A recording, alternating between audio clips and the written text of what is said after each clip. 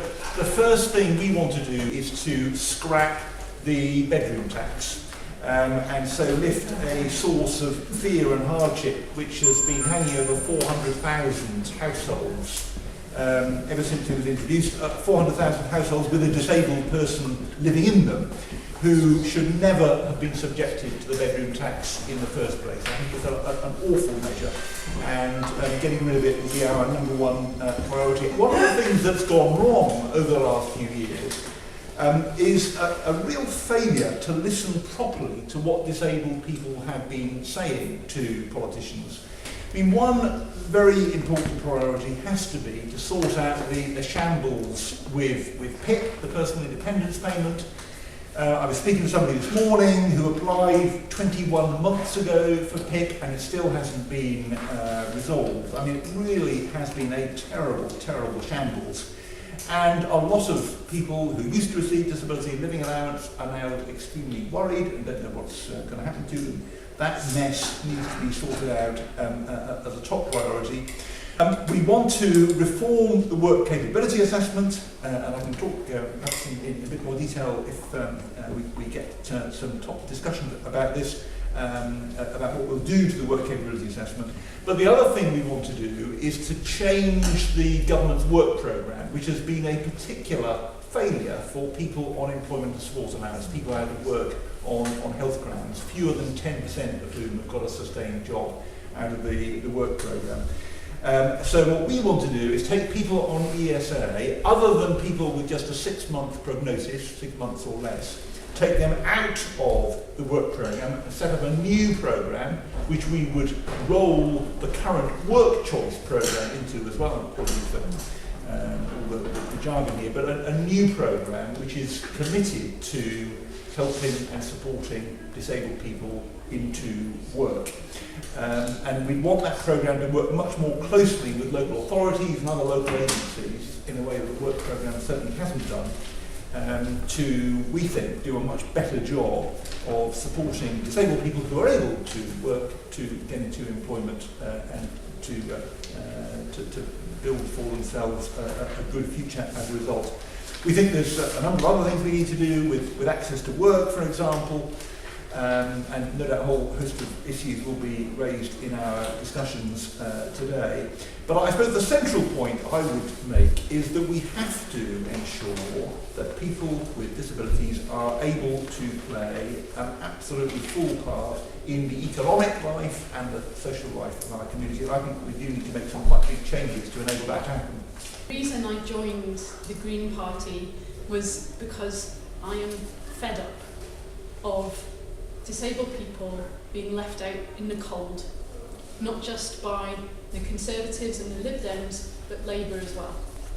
I think that we need proper funding for health, social care, we need proper funding for the NHS, and we need to renationalise our public transport system, because what we've seen as privatisation is rolled out across the country is that disabled people get left behind in the rush towards profit.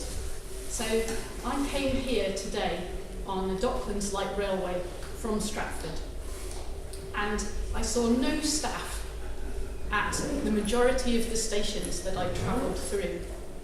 And I think this is wrong. I think that Transport for London is being gradually taken to pieces, starting with PFIs under Labour 15 years ago, and continuing under a Conservative and Lib Dem coalition. We're just about to see ticket offices closing and 1,000 people being made redundant. I don't want that to happen.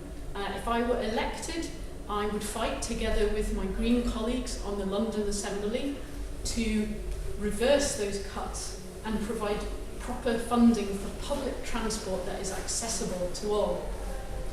In the Green Party manifesto, we want to see a person-centred approach to disability, and we want to treat disabled people and elderly, and particularly disabled children, with the respect and dignity that they deserve. And one of the ways that we need to do this is through inclusive education.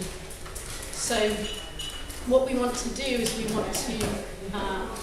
want to bring back control of education to local authorities, and instead of bureaucrats from Ofsted coming and assessing schools and provision for disabled children, we will have teachers and parents assessing the school's suitability for disabled children with a view to including everyone and making them all contributing members of society.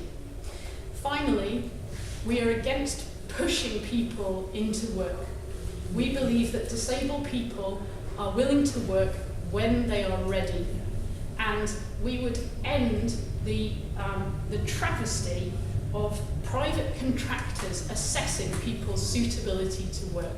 We believe that this is wrong because those private contractors are judged by the money they make for the government and not by how they respect people who are in desperate situations most of the time. So we would give back control to GPs and healthcare professionals who really understand the disabilities that they are assessing in order to say whether a person is fit for work or not. Hi, thanks very much for inviting me here, and congratulations to for in particular for their campaign, which is raising issues in people's minds which are not raised sufficiently enough. So thanks very much, and thanks to everybody for coming along. I want to just talk about two things. One is I want to talk about priorities. For those people who have a disability, be it temporary or permanent, there are difficulties people find in attitude in institutions, where you find, for example, even when Crossrail was being built, there had to be pressure put on the authorities even to provide step-free access to Crossrail. There had to be campaigning to just to get them to concede on that. And I think it's the same in education. In education, there's another issue, which is how do people learn about people with disability? It's by having people with disability as their friends at school. And these are important factors in dealing with the problems over the longer term. Now, I want to talk a little bit about the Transport for London approach to disability. It's I used to live in Japan, and it's when you use the transport system in Tokyo when you come to London, it's utterly shocking how difficult it is for people to get around. And sometimes it's kind of therapeutic for people who are not disabled, to break a bone in their foot and see how difficult it is to get around the tube system, for example, and on buses. And one thing I find really quite extraordinary, thanks to Caroline Vision on the Lib Dem member on the GLA, we uncovered this debacle at Shepherd's Bush Tube Station where £39 million was spent by TfL trying to create step-free access in Shepherd's Bush Station. They didn't complete the project. There's still no step-free access. Can you imagine the amount of money? Only £75 million has been allocated at TfL for providing better disability access at tube stations and in London transport generally, and buses and so on, and network rail. I mean, 75. I mean, if you go by the Shepherd's Bush example, it might pay for 2.5 stations to be upgraded to step-free access. It's utterly appalling. Our approach to dealing with this problem is, first of all, the technical approaches to providing step-free access to tube stations is utterly lamentable. There's just not enough money to provide a lifts at every station in old Victorian stations. I mean, millions, but there are other ways of doing it, and we'll talk about that in the discussion stage. But the other issue is that the stations themselves, many of these old Victorian stations, are worth zillions, and they're not developed, the money's not put into the stations on an individual station-by-station basis. So just using transport as an example, you can really see how the thinking, I mean, the people at TfL and how the finances are organised, you can be pretty sure that they did not have disabled friends at school. So we'll talk about some detail in a moment, but I just wanted to introduce with that particular example. Thank you. Overall, any changes we wish to make, any investment we wish to make, all hinges on one thing, and that is a strong economy, and not a debt-ridden economy. You know, if we're going to pledge money into services, if we're going to pledge money into infrastructure and investment, which we have done, you know, as I said, throughout the debate we'll talk a bit more about, you know, what we have pledged and what we will be putting in, but that hinges on us actually being able to have some money in the bank to realistically not just sit here and say, right, we're going to do X, Y and Z and we've got no means to pay for it, but the reality is we need a strong plan and a strong economy to do so.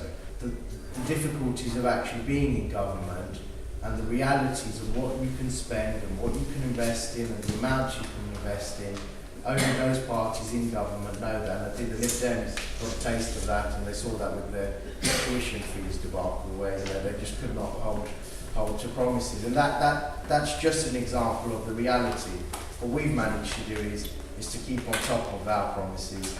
We've tried to, I know we plan to actually, you know, eliminate the deficit, but you know, when you're left with £3 trillion worth of it, and you find out a lot more when you're in office, and you find notes saying that there is actually no money left, sometimes things do take a bit longer. So, the best will in the world, we've tried to do that.